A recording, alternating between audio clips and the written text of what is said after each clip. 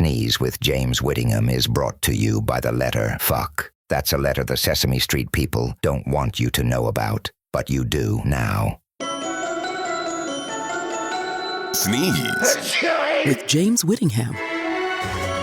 Hello, everybody. I took a week off, and I went to Alberta. Don't ask why. Well, you could ask why. It's a very normal reason why. I went to a wedding of my niece, and it was great. The power went out, and I loved it. She did not. I love spontaneity at weddings, because weddings are always perfectly planned and predictable. I love chaos, and then new things happen with chaos, spontaneity. And personally, I think a lot of people liked it. So if I had a wedding, and I'm not going to, but if I did, I'd like it if the power went out. We looked at the stars, for God's sake. In a major Canadian city, could see the stars because the power went out for an hour and a half. But Alberta's a weird place. There was weird cars. I remember seeing a weird car with like 20-foot tailpipes up into the heavens, like straight up. Crane your neck just to see where the exhaust ended. Oh, fuck yeah. Yeah. And the cows. Don't forget the cows on the highway. Cowboys, cowwomen, and all herding cows like it's totally normal. Yeah, you remember that. So I went to Kananaskis one day with the family, and it took a weird route where the road sort of ended in the middle of nowhere, and they wanted you to pay $15 to be on that road. Yeah, there was no way to pay because there's no Wi-Fi. You had to pay over on a website, but there was no Wi-Fi. So I got stuck on this road, and yeah, there were cowboys. Actual cowboys. Cowboy, cowwoman, actual cows on the highway, dogs herding the cows. Cow dogs. And those feel like the cowboy was not impressed to see the car. I didn't, like, what are you doing on my cow pasture, my paved cow pasture? Alberta's a weird place. Honestly, it is. Don't go there unless you have to. Now, Pepe, we're going to search the internet for testicle stories this week, if you don't mind. And I think you don't mind. Do you? I don't mind at all. What's the weirdest testicle news you've heard so far? Well, there's a guy who was stung in the testicles by a scorpion at a Las Vegas strip hotel. Now, I've been there, and the place I stayed at seemed like it could have had a testicle scorpion, but it did not. A California tourist who stayed at the Venetian's Palazzo Tower over the 2023 Christmas holiday season said he was stung by a scorpion when he was sleeping, woke up with a searing pain in his groin area. This is a nightmare of all men. All men have this nightmare. All of it. Well, if you didn't, you do now. You will have it now. 8 News reported this incident in 2024 of March. And this guy is 62 years old. He says the poisonous sting to his testicles has caused him to suffer PTSD, understandable. Emotional trauma, also understandable, for which he continues to seek treatment. Yikes. That sounds like a nightmare come to life. I mean, staying at a fancy hotel only to have your night ruined by a critter in your pants. Do you think he's now going to have a lifelong fear of scorpions? Or maybe even hotels? I think he's going to have a lifelong... I think he's going to wear steel underwear. I think he's going to have a fear of being stung again. That's what I think. Plus, he says it has ramifications for his sex life. Understandable. I can also indicate, as you saw in the complaint, we are almost making a claim for a loss of consortium for his wife. Consortium means that Farshid's wife is making legal claims that their sex life hasn't been the same since. How do scorpions have sex? They mate by holding on to each other with their pincers before the female deposits her eggs. You know, if you're going to get stung in the testicles, I think you should bear children and see if they have superpowers. Maybe the guy would end up with the ability to shoot venom or something. It'd be like a superhero origin story, but with a really painful start. Oh, they're always painful starts. I mean, think of Spider-Man. He had a painful start. Nobody likes getting bitten by a spider. But of course, this is much worse. I would take getting bitten by a spider any day over a scorpion in the sack. Literally, not favorable at all. Definitely. A spider bite sounds like a walk in the park compared to a scorpion sting down there. Yeah, he wrote a note to the hotel staff saying I got stung on my groin/testicles. I wonder what they thought of that. Oh, he says the hotel staff were just holding their groin area and laughing about it. It was really embarrassing, he says. Well, that is embarrassing. Absolutely. Imagine having to explain that to hotel staff. That's for sure. I feel sorry for the guy. But, you know, you can't get it up after a PTSD incident. It doesn't matter what the scorpion did to your testicles. I think they're probably all healed and better. It's just you can't have anything to do with your testicles anymore. You know, you can't think sex because they involve the testicle.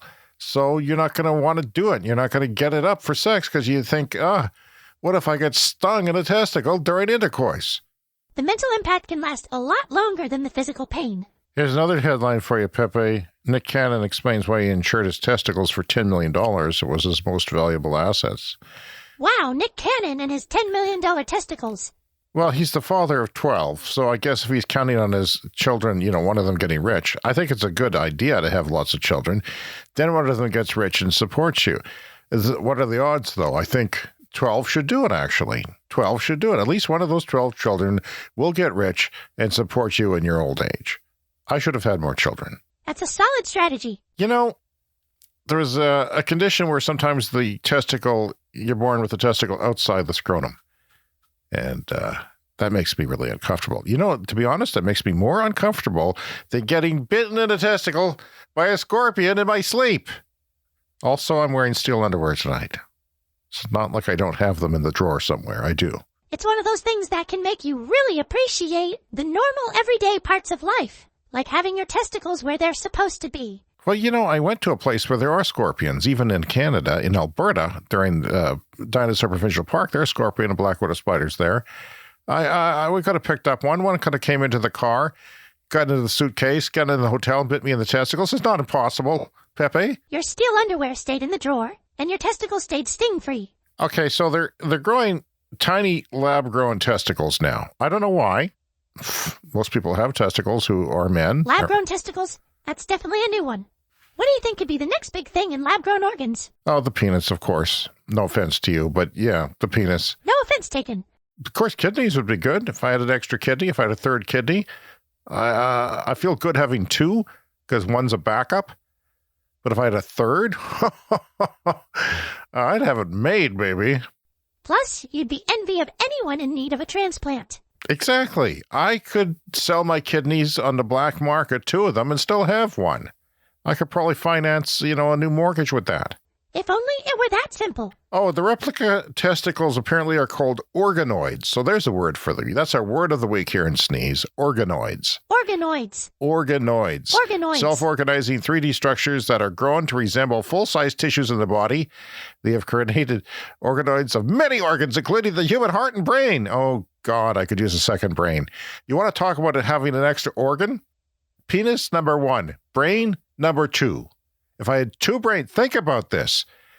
And I could think about this twice if I had 2 brains. It'd be like having an extra processor chip.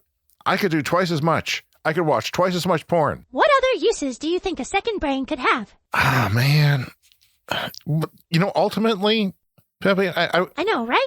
It's one of those ideas that sounds wild, but opens up all sorts of possibilities. Anything else you're curious about or thinking about adding to your fantasy organ collection? Here's the thing, Pepe. One of everything.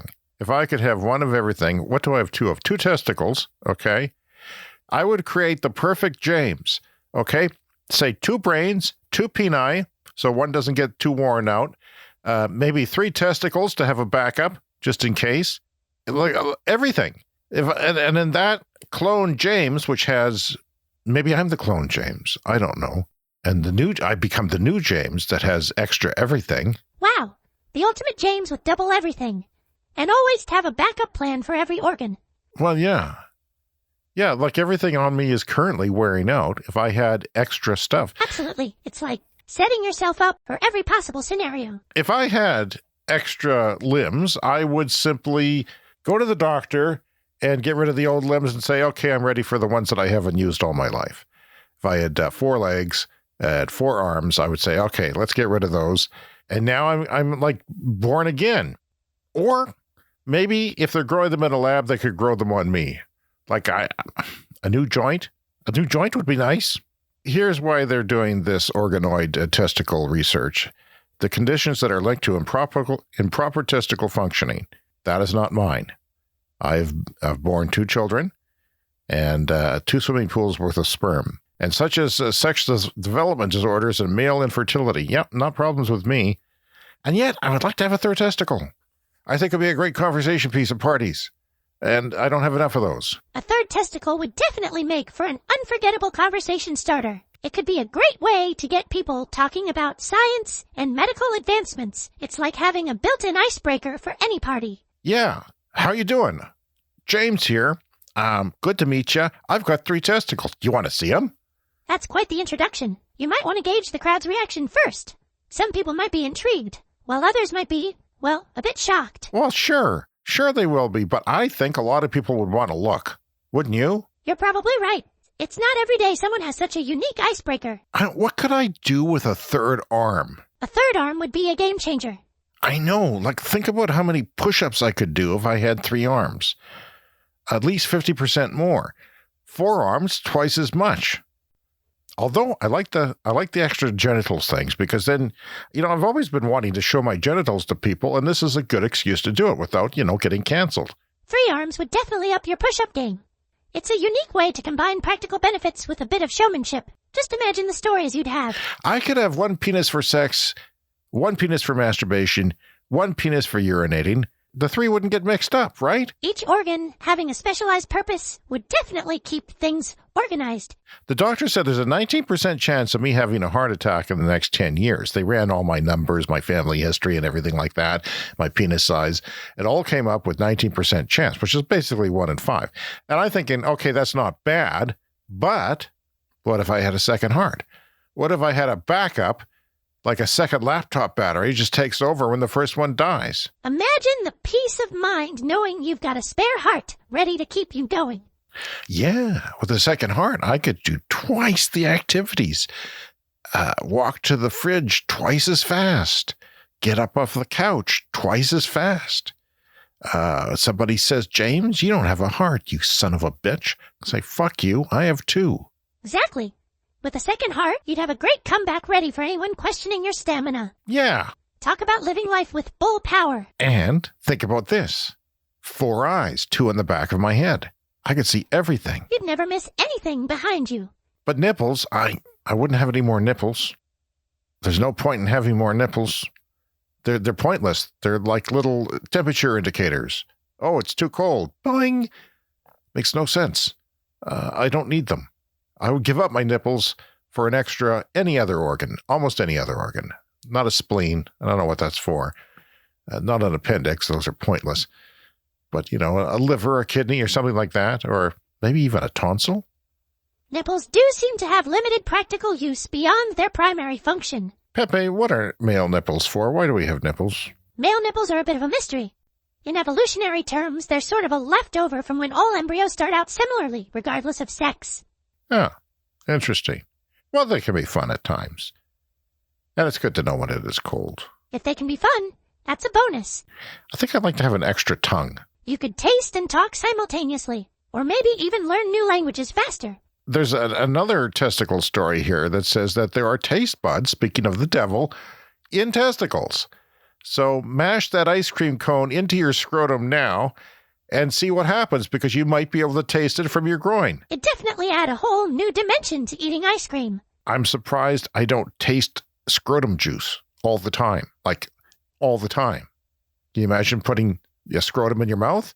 Well, why am I not tasting that now? Because there's taste buds in my balls. It says so right on the sciencey page. The taste buds might not be functional enough for that kind of detection. Oh, so you're saying they're there, but they're not functioning. Exactly. Why are they there then? If taste buds are present, they might not be fully functional for tasting things like they do on your tongue. Pepe, thank you again for joining me on my podcast. I appreciate it as always. I really appreciate you. Anytime, James. It's always a blast. So everyone else, I'll be back next week with another show, because this is what I do now. I come out with shows, and you, I hope, will listen. This is Positive James saying goodbye, and I'll see you next time. Shanka-dank, James. Sparky, the cowdog, does his cowboy on a prowl. He leaps off his feet, march to the beat.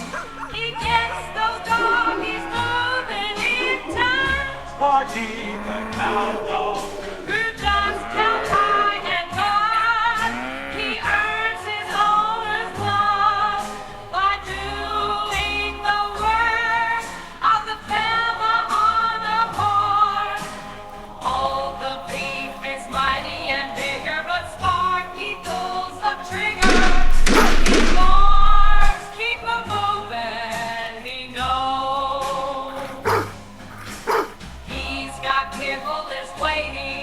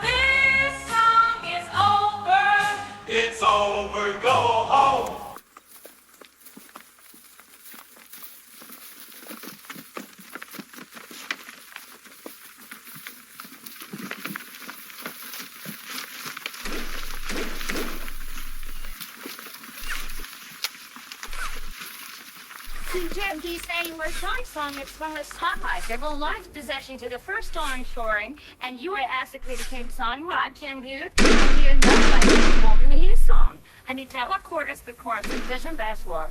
And can hear and you know what I'm being played on this. It's Sparky the Cowdog. That's all the being read.